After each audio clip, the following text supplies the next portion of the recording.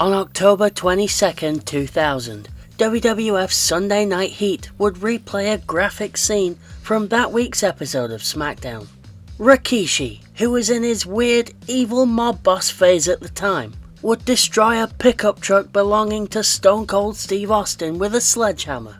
He would then threaten to attack Jim Ross, a noted friend of Stone Cold, with the same hammer. As strange as this is to say, that scene would ordinarily be fairly typical of Attitude Era WWF programming, but it would later be named specifically when the company's deal with Channel 4 in the UK would come to an end. A deal that many thought was a well-made match, but it would not just end badly, it would start badly too. In this video, we'll look at the broadcasting deal that existed between the WWF and Channel 4 in the early 2000s. We'll also look at what made the relationship go sour, and what it meant for fans in the UK at the time. At one time, if you were a fan in the UK who only had access to the 5 free TV channels, your options for American wrestling were limited. Starting on July 30th, 1999, Friday nights on Channel 5 brought you WCW Worldwide, which was similar to the US version, but with specialised commentary for the UK by Scott Hudson and Larry Zbyszko. We would continue to get more towards the end of the year though, as starting in late 99, when you were very lucky, you'd even get a WWF pay-per-view through a short-lived broadcast deal with Channel 4. Through that same deal, on Sunday evenings we had WWF Heat. Very much a B, or maybe even C show by then, but broadcast in a very easy to catch time slot. Initially at least, but we'll get to that. Wrestling on UK television had been a big deal for many years, until it was cancelled in the 1980s, which aired on Saturday afternoons. This wrestling is still remembered today by the older generation, by which I mean when someone of that age finds out that you like wrestling, the likes of Big Daddy and Giant Haystacks are who they think you're talking about. But it's very different from what WWF and WCW were presenting by the late 90s, and Channel 4 somehow didn't seem to be fully aware of how different. Whether your show aired on a free channel versus a paid subscription channel back then made the world of difference. In October 99, before Heat started airing, the highest rated wrestling show was often worldwide, higher than Nitro and Raw, purely because it was available in every single home with a television, versus the paid channels that weren't. If you're looking at those numbers and wondering why Nitro rated higher than Raw, as a fan from Wales says in this letter to the Observer in November 99, Raw also has a replay early Saturday morning and Nitro doesn't. Many fans would watch Nitro and tape Raw. This didn't guarantee Nitro the win, but it does mean that the rating was regularly much closer every week than it was in the US. That might well be as close to Monday Night War's ratings talk as you'll ever hear on this channel. If any of the 5 free channels that were around back then were going to feel like a perfect fit for the Attitude Era, Channel 4 was going to be the one. It was known as the edgy and cool channel, compared to the BBC at least. But frankly, it'd be hard to be seen as less cool than them. Its target viewership often skewed towards teenagers and younger adults, so you might think WWF might be a good fit for them. You might think that. Their first mistake came with the decision to air Heat in an early evening slot. In just the first few months of this scheduling, all ages of viewers could well have been shown Mae Young giving birth to a hand, Mae Young being put through a table by the Dudley Boys, and Mae Young taking the Olympic slam by Kurt Angle. There were of course many other examples of questionable things to broadcast in such a time slot. But if you haven't clocked why I'm focusing on Mae Young, I suppose I'd better get to it then. The first pay-per-view that Channel 4 would broadcast came on January 23rd, 2000, and it was the Royal Rumble. While the show is fondly remembered for many noteworthy things, from Taz making his debut and ending Kurt Angle's undefeated streak, to Triple H and Cactus Jack having a brutal street fight, to The Rock sort of winning the Royal Rumble match, It's also less fondly remembered for another moment. Not less remembered because it's not noteworthy, but less remembered simply because nobody wants to. Third on the card that night would be the Miss Rumble 2000 swimsuit contest, which was open to all women on the roster. Unfortunately though, it was open to all women on the roster. If we're going to be charitable, we could say that this segment did one good thing quite well, in that it got across the personalities of the women involved. Ivory in particular stood out by refusing to fully participate, foreshadowing her joining the Right to Censor later in the year. I suppose we should get to the thing I'm not talking about though. One of the participants, a late entry, was 77 years old, and unbeknownst to us at the time, pregnant with a human hand. Mae Young would enter the contest, and upon winning the judges' vote, would celebrate by showing off a prosthetic bodysuit that was supposed to make her look as nature intended. For what it's worth, it clearly wasn't apparent at the time that it was a bodysuit, as Dave Meltzer would write in his recap of the show. The WWF in its previews on the TV14 logo listed N, promising nudity, and delivered the ultimate tease of giving it without giving it, in the form of 77-year-old Mae Young unzipping her bathing suit. He goes on to say that while a huge X and censored appeared on the television screen, the live crowd got to see it for what seemed like an eternity, for whatever it was worth, and there were a few token glimpses to the television audience as well. If, for some reason, you're wondering who came up with this daft idea, it was this bloke.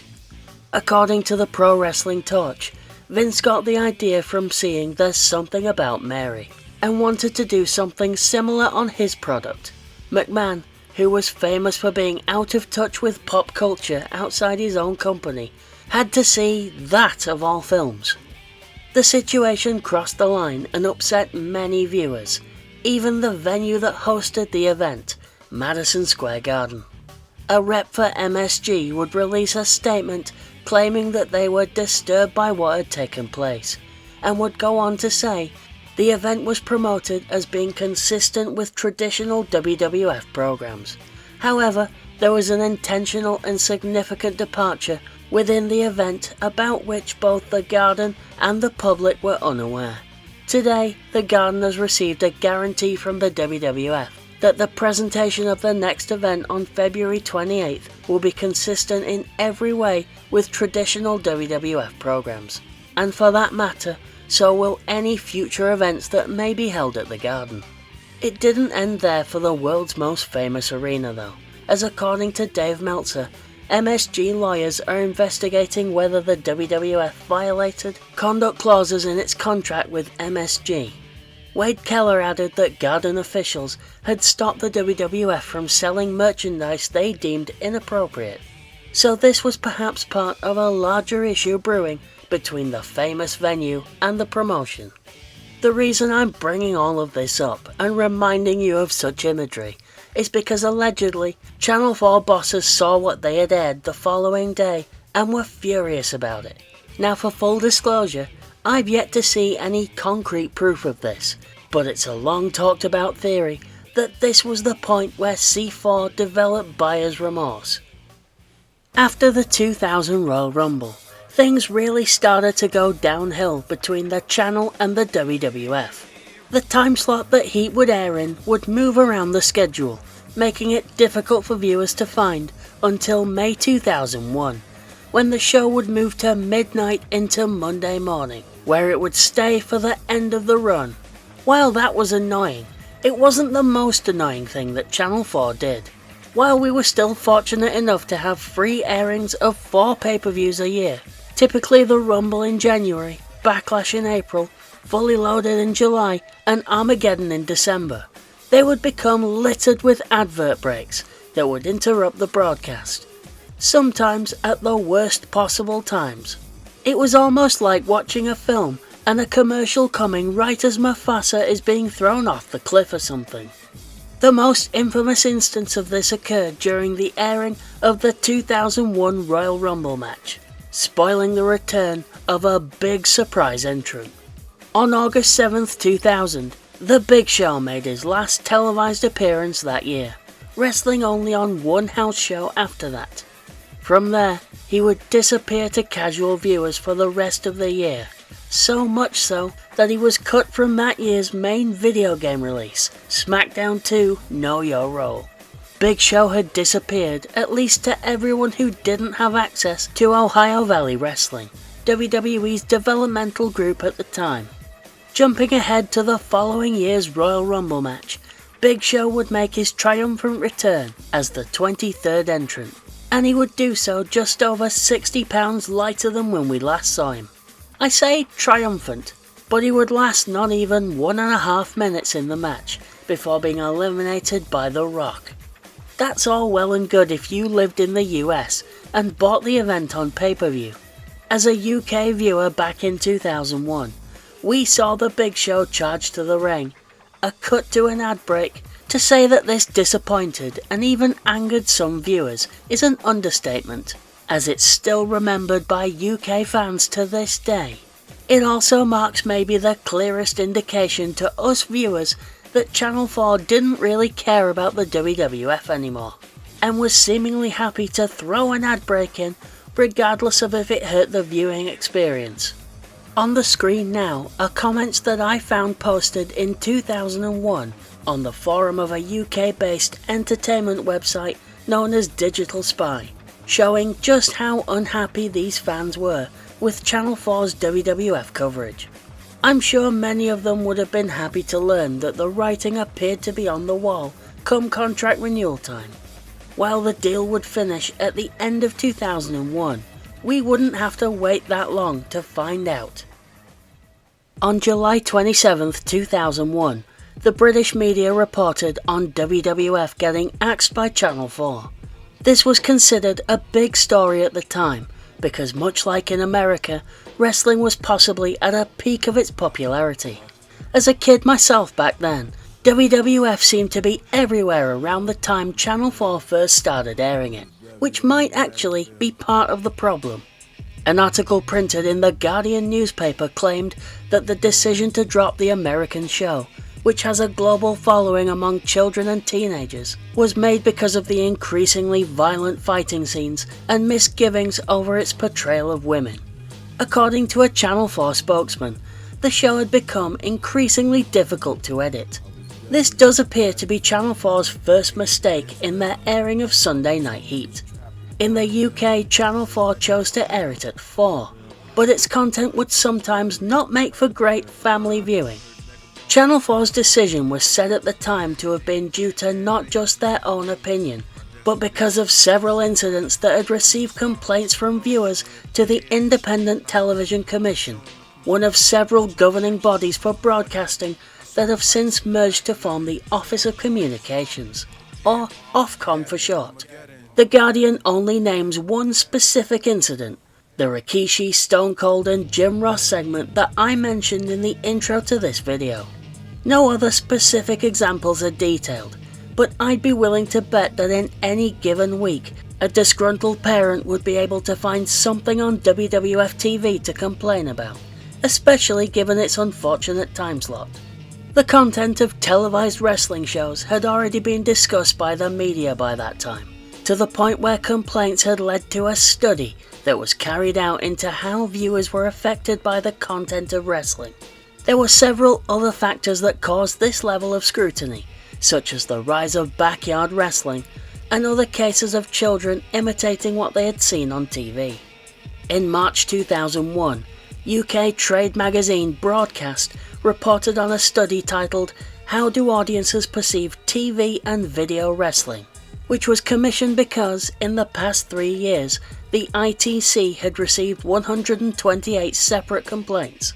This doesn't just relate to Channel 4, but Sky 1 and Channel 5 as well, who were all showing WWF and WCW within that time. The study consisted of interviewing 85 wrestling fans, aged between 6 and 55 plus from across the UK. According to Broadcast, a report was compiled from these interviews, and the conclusion of it was interesting. Viewers questioned by the report said they followed the fortunes of their favourite wrestlers in a similar manner to developments in soap opera plotlines. It also found that most viewers were well aware that the violence in the shows was faked and that the narrative was pre-scripted. Viewers also agreed that the violence involved was no worse than in other types of programs. Parents who watched the shows were largely unconcerned about their children mimicking what they saw on screen, seeing no link between watching the sport and real-life violence. While wrestling seems to come out of the report mostly unscathed, broadcast does add that some participants in the research were concerned about the portrayal of women. Given that both Channel 4 and the study mentioned concerns about how poorly women were treated on WWF TV, whilst they were clearly correct, it showed an obvious lack of product knowledge when the deal was first being put together. Let me explain what I mean by that. Off the top of my head while writing this video, I came up with a list of questionable moments and storylines involving women within the previous year. Even while the Channel 4 deal was being made, you had many more questionable moments involving Stephanie McMahon, from Test and Shane fighting over her like she's property, to the British Bulldog throwing a bin and knocking her out, and another thing on the subject of her being knocked out. If you know, you know. My point is, did Channel 4 really know what they were getting themselves into, if this is one of the reasons they gave for ending the deal? You could also make the argument, as The Observer and Figure 4 Weekly would a few weeks later, that wrestling wasn't even the most complained about thing that was airing around the same time by far. Dave Meltzer would add an interesting comparison to the conversation. The decision was criticised because the station had aired a comedy show on the day before wrestling was cancelled, which drew more than 1,000 complaints, while wrestling received relatively fewer complaints. The comedy show that Dave is referencing is Brass Eye, a satirical take on media coverage of sometimes very serious topics. On July 26, 2001, they had, as Dave says, aired a special episode about the subject that YouTube won't like me talking about. The Brass Eye special is pretty infamous for how badly received it was, causing around 3,000 complaints on the night that it aired alone, leading to the ITC to demand an apology from Channel 4. Brass Eye was viewed in its live airing by around 2 million viewers, which will likely have been much higher than a 4 PM airing of WWF Heat, which is likely why there were far more complaints for the comedy show than for the WWF. As broadcast noted, there had been nearly 130 complaints across 3 different channels over 3 years, versus 3,000 in one single night. Dave makes a very interesting point by bringing up Brass Eye, but it reminds us that television as a whole had a lot more issues with what was deemed acceptable around this time. But it's not a very fair comparison to make, given the scale of the shows involved. Fans at the time wondered if Sky TV would be picking up any of the WWF programming that Channel 4 had cut. According to broadcast, Sky had in February 2000 renewed their deal with the promotion for 5 more years, bringing the number of hours of WWF content annually up to over 400, with the addition of SmackDown to the schedule, joining Raw and various B-shows like Livewire, Superstars and Metal. In August 2001, Sky would comment saying they had no intention of adding any more WWF, which was not really a surprise with Heat, but was more of one regarding the 4 pay-per-views a year that fans were set to miss, one even being the Royal Rumble. Dave would note though that the promotion was already in talks with other companies to carry those events. The 2002 Royal Rumble, the first after the Channel 4 deal ended, would be available to UK fans, but for the first time as an actual pay-per-view event. Aye, cheers Channel 4, we were enjoying that. WWF would air on free television for the last time in many years with the December 31st, 2001 episode of Heat. As if to show they had no intention of changing, earlier that month, WWF would include a segment where The Undertaker, then feuding with the Hardy Boys, would throw Lita off the stage, which according to The Observer would be edited off UK broadcasts on Sky. It would take a few more years for the company to fully embrace a PG product, which actually might have done well on Channel 4. Nearly 20 years later, WWE would again be seen on free-to-air UK television. In January 2020, they would sign a deal with Channel 5 to air 2 weekly Best of Raw and SmackDown shows a week. If I were being a cynic, or just teasing a bit, I'd point out that this deal was made just a couple of months after another wrestling company would launch a show that also aired on free TV. Can't be related though. Nope, not at all. Thank you for watching yet another wrestling channel. If you enjoyed this, please comment, like or subscribe.